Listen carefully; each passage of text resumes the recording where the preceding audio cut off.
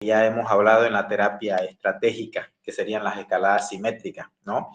Otra característica importante es que la TIP, la terapia integrativa de pareja, es un desarrollo del modelo conductual del mismo autor, Jacobson, que hizo la primera formulación de terapia de pareja conductual, que se basaba en el intercambio de reforzadores, el entrenamiento en comunicación y el entrenamiento en resolución de conflictos.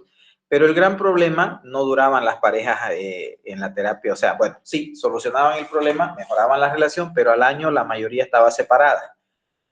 A Jacobson le pareció muy raro eso y empezó a investigar por qué pasaba eso. Y se dio cuenta que en todas esas parejas que se separaban, aún habiendo hecho terapia, habían todos esos aspectos.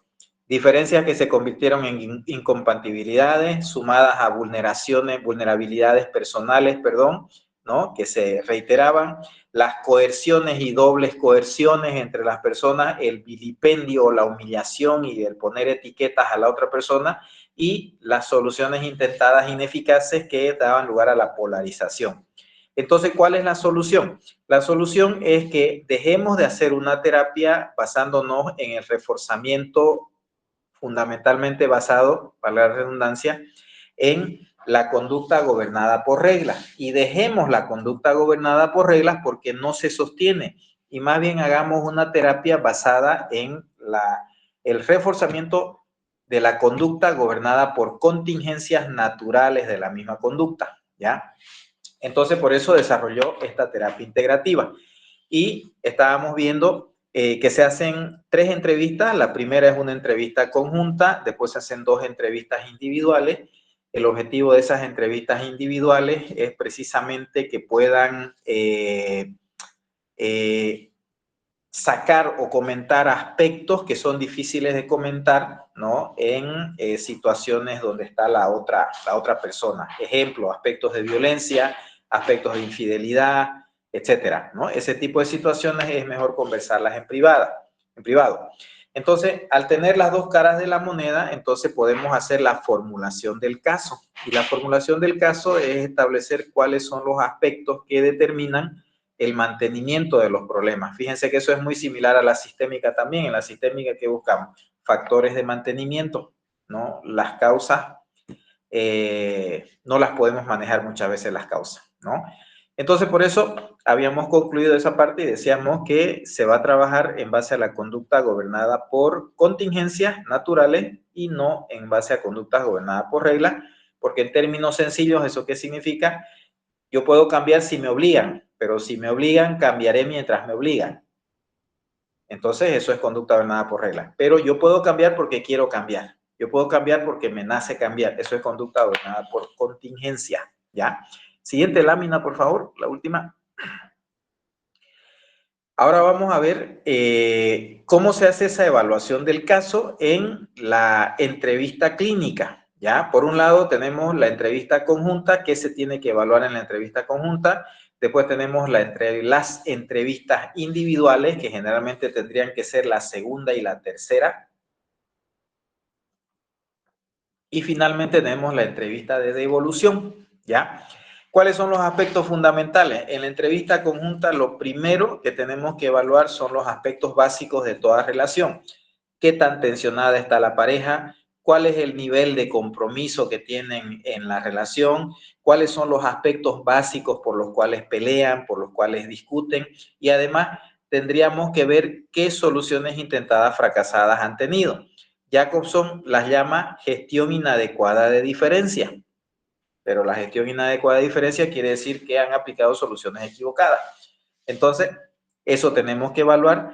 Tenemos que evaluar también los aspectos positivos de la relación, no solamente los aspectos negativos. Toda pareja, por más conflictuada que esté, tiene que tener algunos aspectos positivos porque por algo están aquí. El mismo hecho de estar aquí en terapia, digamos, ¿no? Ya es algo positivo. ¿Por qué? Porque implica que los dos han reconocido que necesitan un cambio. Y el reconocer la necesidad del cambio es el primer paso para cambiar. Nadie cambia si no reconoce que tiene que cambiar. Entonces ya hay un cambio ahí, fíjense.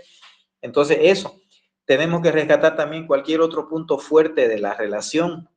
Por ejemplo, el hecho de que hayan superado dificultades juntos o que hayan logrado éxito juntos, que hayan salido adelante juntos, por ejemplo, sacar la profesión de cada uno y cosas por ese estilo. Porque tenemos que darle una visión de que tienen los recursos para solucionar sus problemas personales y motivacionales. Solo necesitan una pauta, una ayuda, una guía, y eso es lo que le vamos a hacer, ¿no? Y fíjense aquí, Jacobson plantea algo muy parecido a lo que ya hemos hablado. Uno de los aspectos básicos para evaluar en la entrevista conjunta es ese punto 7 que dice ahí, ¿cómo sería la relación si el problema no existiera? Jacobson lo plantea así. No menciona de dónde saca esa idea, ¿no? Pero sabemos que eso tiene que ver con la famosa pregunta milagro, que se venía desarrollando ya en la terapia sistémica mucho antes que estas formulaciones de Jacobson. Por si acaso, la TIP es más o menos de finales de los 90, ¿ya? Porque la terapia de Jacobson, la tradicional, es de los años 70. Ahora, la terapia centrada en la solución se desarrolla en los años 70. 60, 70, ¿no? De esa época viene la sistémica, entonces es lógico que el tema de soluciones intentadas fracasadas, pregunta milagro, etcétera, se desarrolló inicialmente en el enfoque sistémico, ¿no? Pero aquí se evidencia la utilidad que tiene y la importancia que tiene al utilizar, digamos, este tipo de cuestiones para intervenir. Bien, principalmente eso es lo que se ve en la primera entrevista, que es la entrevista conjunta. Si se dan cuenta, son aspectos un poco más generales, ¿no? Que cada uno define el problema, qué puntos fuertes, qué puntos débiles, cómo se dio la relación, qué nivel de importancia le dan, cuáles son los temas sobre los que discuten, etcétera. Porque lo demás lo vamos a hacer en las entrevistas individuales, ¿ya? ¿Qué hacemos en las entrevistas individuales? Una con cada uno. Obvio, ver el punto de vista individual de cada uno, ver la historia personal de cada uno, ver en qué medida la familia de origen, ¿no?, ha influido, ¿no?, los valores familiares, las historias, los puntos de vulnerabilidad que pueden haber, ¿no? Cómo ha sido la historia de la relación desde el punto de vista de cada uno, cómo conoció a la otra persona, qué le atrajo de la otra persona, por qué decidió casarse o unir su vida a esa persona, etcétera, ¿no? Cómo se considera en la relación, se considera una víctima de un abusador o de una persona que aunque no sea abusador, no la toma en cuenta o no lo toma en cuenta, o es un verdugo, ¿no? Y algo importantísimo, que solo lo podemos preguntar individualmente, no delante de la otra persona. ¿Quiere realmente mantener la relación? ¿Ama a su pareja? Esa pregunta es clave. ¿Ama a su pareja? Pero no vale que se la hagamos delante de la pareja, ¿no? Obvio que va a decir que sí. Pero si está solo y es confidencial, ¿ama a su pareja? Muchas personas dicen, bueno, sí, le tengo mucho respeto, mucho aprecio, es un buen padre, es una buena madre, pero no sé. Entonces ahí ya estamos viendo que el nivel motivacional en cuanto a lo afectivo es muy bajo. Entonces no hay tan buen pronóstico, digamos, en ese caso. ¿Hay infidelidades o no hay infidelidades? Y ahí tenemos que evaluar no solo si hay o no hay, sino el tipo de infidelidades. No es lo mismo una persona que tiene infidelidades sexuales o afectivas de manera ocasional a una persona que mantiene una relación paralela. ¿Me entienden? Si hay una relación paralela, obviamente pues esto va a ser complicado. Entonces ahí nosotros tenemos que indicar de que no podemos hacer la terapia de pareja mientras se mantenga esa otra relación. Entonces él tiene que tomar una decisión, ¿no? O termina con la otra pareja, con la otra relación, digamos la relación paralela, y hace esta terapia y después decide si vuelve o no con la otra persona, digamos, ya es una decisión individual, ¿no? Pero no podemos hacer la terapia si la otra persona tiene a una pareja paralela, una relación paralela. Se entiende por qué, ¿no? Es un tema ético no podemos ser cómplices nosotros, ¿no ves? Y no estamos jugando si es bueno o malo que haya infidelidades, no entramos en consideraciones valorativas. Simplemente estamos hablando de que yo como terapeuta no puedo guardar ese tipo de secretos porque eso afecta directamente una relación, porque estamos hablando de una relación de pareja. Entonces, obvio que va a influir, ¿ya? Tenemos que preguntar también si hay algún tipo de abuso o si hay algún tipo de violencia del tipo que sea, física, sexual, psicológica, etcétera. Entonces, si hay abuso, si hay violencia, tenemos que considerarlo. Entonces vemos toda la perspectiva individual de cada uno por separado. Y cuando tenemos eso, las imágenes ya, digamos, la información de los dos, tanto conjuntamente como por separado, entonces ya podemos ver qué es lo que hay en cuanto a diferencias que se han convertido en incompatibilidades, ya tenemos que saber cuáles son los puntos de vulnerabilidad, cuáles son las reacciones que han desarrollado ellos, si han desarrollado las coerciones o las dobles coerciones recíprocas, de qué manera las han desarrollado, ¿no? Si hay humillación o vilipendio, si ya están polarizados o no están polarizados, ¿no? En posturas extremas, digamos, ¿no? Y obviamente qué soluciones intentadas fracasadas han desarrollado, ¿no? Entonces, eso va a dar lugar a que después definamos cuál es el tema principal por el cual discuten, que eso lo vamos a ver en la próxima clase, ¿no? Vamos a ver cuál es la trampa mutua en la que han caído, son esas dobles coerciones y son esas estrategias de solución equivocadas que desarrollan, ¿no? Y con esa idea, con esa información, mejor dicho, vamos a hacer la entrevista de devolución. La entrevista de devolución es una nueva entrevista con los dos miembros de la pareja, donde les vamos a explicar qué es lo que hemos encontrado, ¿no? Y ampliar de repente alguna información como esa, por ejemplo, hay alguna relación entre sus experiencias pasadas y las conductas actuales, ¿no? ¿Cuáles son esos campos minados o puntos de vulnerabilidad de repente en interacción? ¿Hay credibilidad o no hay credibilidad? ¿Cuál es la trampa mutua o el tema principal por el cual pelean, digamos, ¿no? Y obviamente ahí, según la formulación del caso que hagamos, vamos a tener una idea cercana, certera, digamos, de si tenemos que intervenir, si es factible intervenir o si no es factible intervenir en esa situación, en esa relación de pareja, digamos, ¿no? Entonces, todo esto que les estoy comentando es la evaluación del caso, solo la evaluación. La próxima clase vamos a ver la intervención, cuáles son las estrategias de cambio, cuáles son las estrategias de aceptación y de las estrategias de cambio, cuáles son las técnicas de cambio y de las estrategias de aceptación, cuáles son las técnicas de esas estrategias de aceptación y con qué criterio vamos a definir si empezamos las técnicas de cambio primero o las técnicas de aceptación primero o ambas al mismo tiempo, porque varía obviamente según las características de la pareja que tengamos enfrente, ¿no? De las características del caso, ¿ok? Bueno, hasta ahí por hoy. ¿Preguntas, dudas, comentarios? Listen, yo tenía una pregunta.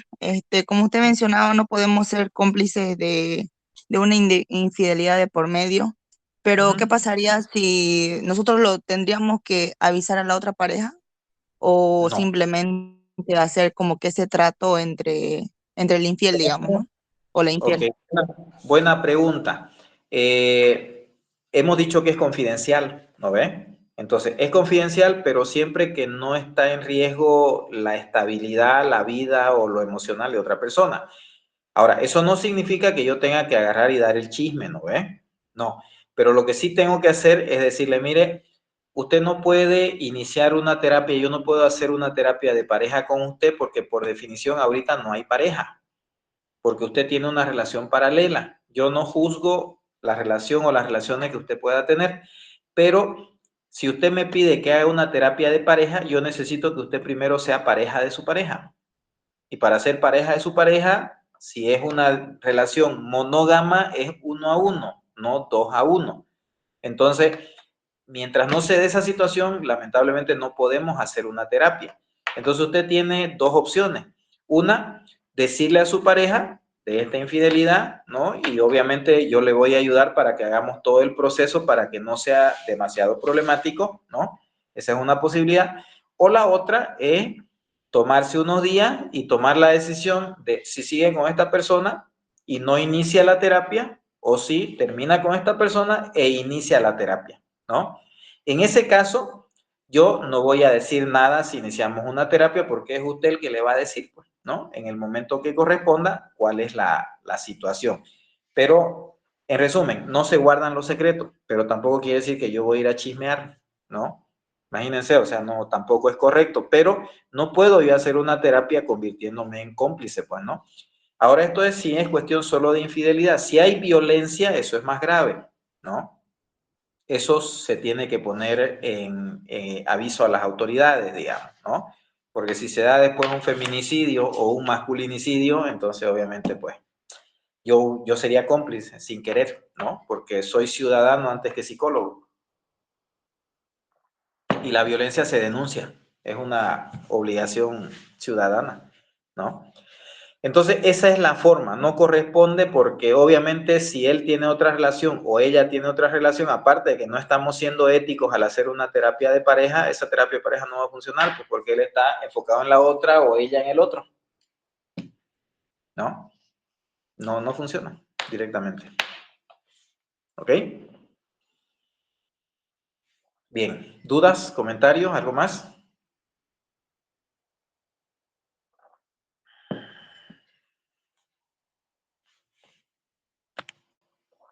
¿Queda claro, muchachos?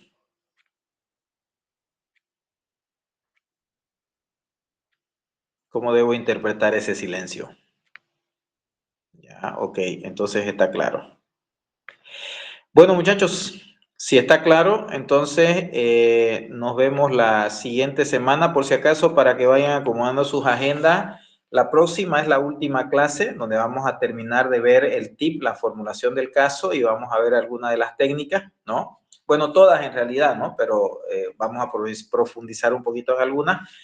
Y la siguiente semana, entonces, sería ya el examen final, ¿me entienden? Este viernes, última clase, y el siguiente viernes es el examen final, para que lo tomen en cuenta, y el examen final es el único examen en realidad, incluye todo lo que hemos visto en la materia, ¿ya?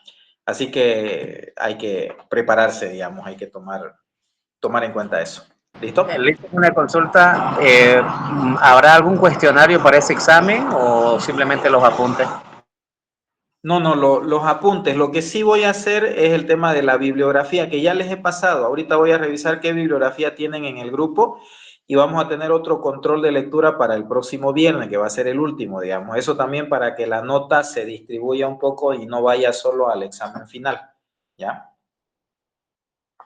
Pero voy a seleccionar ahorita la bibliografía que les he pasado o buscar otra si es que no, una que se adecue más, digamos, ¿ya? ¿Ok? Bueno, muchachos, ¿alguna duda, comentario? Bien. Ok, cerramos por hoy entonces. Nos vemos la próxima semana. Ok, que estén bien. Chao, chao. Hasta luego, Alicia. Hasta luego, Alicia. Hasta luego, Alicia.